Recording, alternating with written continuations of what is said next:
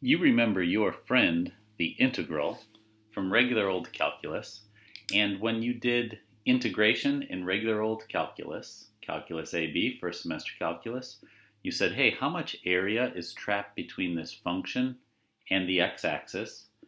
And you shaded it in, and you can imagine those as being very, very skinny rectangles. And if you shade that in continuously with very skinny rectangles, you get an answer, some sort of number that tells you how much area was trapped. Well, we're going to find area trapped with polar curves as well, but it's going to be a whole different type of thinking, so you got to be careful because your brain is trained to think about that. So here's a pretty beautiful polar curve, r equals 3 sine theta, and I've only sketched 1/4 of it. If you were to sketch this whole thing, you would get 4 petals of a beautiful rose. But we're going to try to find trapped area, and in this case, we're going to want the area trapped fully within this petal. But you'll notice that it doesn't really have area trapped between the curve and the x-axis, or the curve and the y-axis. Rather, it has area trapped within a region. So this is where your mind is going to have to change its style of thinking.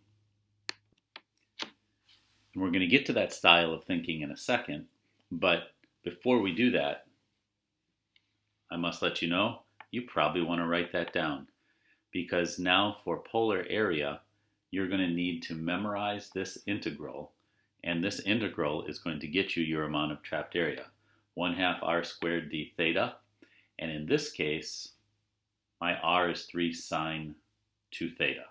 So that's what would go for r. Now you're going to have to think about what's the beginning and what's the ending.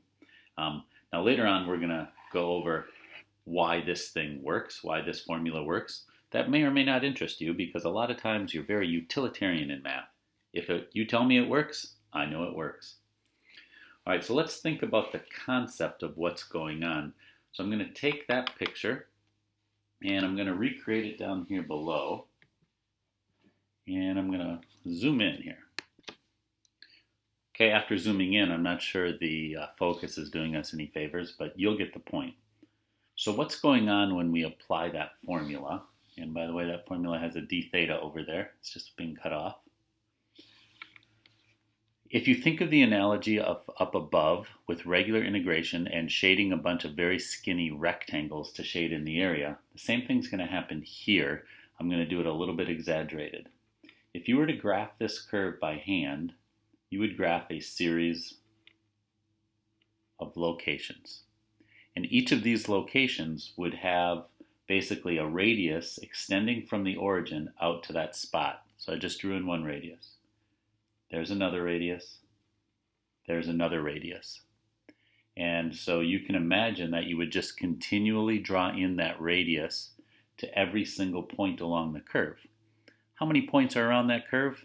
Well over 37,000. So if you kept doing that, you'd have these very skinny radius extensions. And you'll notice that as I keep drawing the radius to different spots, I'm shading in the region. So that's the concept of integration with polar curves. It's the accumulation from the first radius you draw to the last radius you draw. In this case, I'm not really at pi over 2 yet, but the last radius you draw of 1/2 radius squared d theta. Now this problem that we're working on, we could have given you a stopping point right there, and then you wouldn't have a pi over 2 here. It looks like it might be pi over 4, but I could be wrong. But we're going to keep doing this radius all the way till pi over 2. So I keep going. By the time I got to this trajectory right there, that looks like it might be pi over 3. And I keep going. And my last radius is going straight vertical, probably for a distance of 0, for an r of 0, at a trajectory of pi over 2. First radius, last radius, blindly memorized formula, concept in the back of my brain. There's my answer. Ooh, important point. As you're doing this, there's a chance that you've graphed this thing in polar mode on your calculator. Well, when it comes time to do the computing of this number, you're going to have to put this equation into your function mode of your calculator or the regular mode of your calculator. So be careful, you're going to be bouncing around back and forth between those two. Before we move on, I want to reiterate that if you were asked to find this shaded region, and they may not color it in that way, but if you were asked to find this shaded region, that would be your ending point, and your very first shaded radius drawing would be right here out at that trajectory of 0. So always pay attention to your beginning and ending points. By the way, every once in a while you're going to have to do a little of calculator gymnastics. I have this polar equation graphed in polar form, and I have probably a pretty standard window. A lot of times people go from 0 to 2 pi, but when I graph this thing, there's the beautiful rows. But you'll notice that we were only working with this petal of the rows.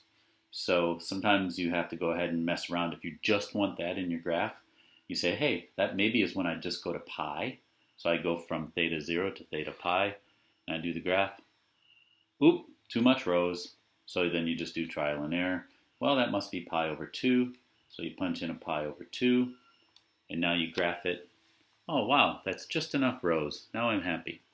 So you're going to probably in polar coordinates have to be pretty good at doing a little bit of educated trial and error with your polar curve. I've moved on to another example, and I use the equation 3 cosine theta, and by math coincidence, the example I'm using ends up with the exact same answer as we did in the previous problem, even though they're different trig functions. But there's probably some sort of real connection there that I'm not seeing right now, so ignore the coincidence. This equation makes this perfect, beautiful circle, and if I wanted to find the area of the top half of that circle, so now you've got a lot of options. One is you could just do the area of a circle, 1/2 pi r squared, because that's half a circle, and you would get that answer, which is the same thing we got.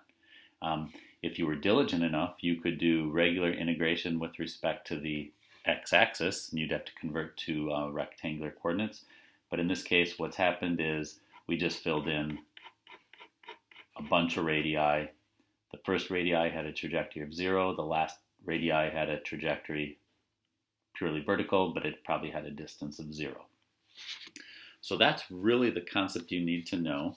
And if you want to stick around, we're going to just show you a brief, kind of informal, formal proof of why this works. If you're not interested, don't stick around. I'm not offended. In fact, I don't even know.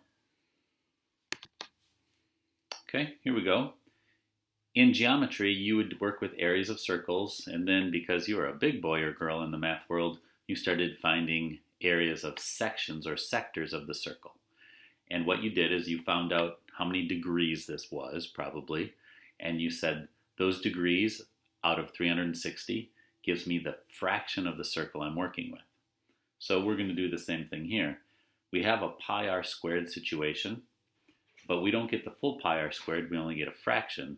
And now because we're calculus big shots, instead of using degrees out of 360, you use theta out of 2 pi, radians out of 2 pi radians.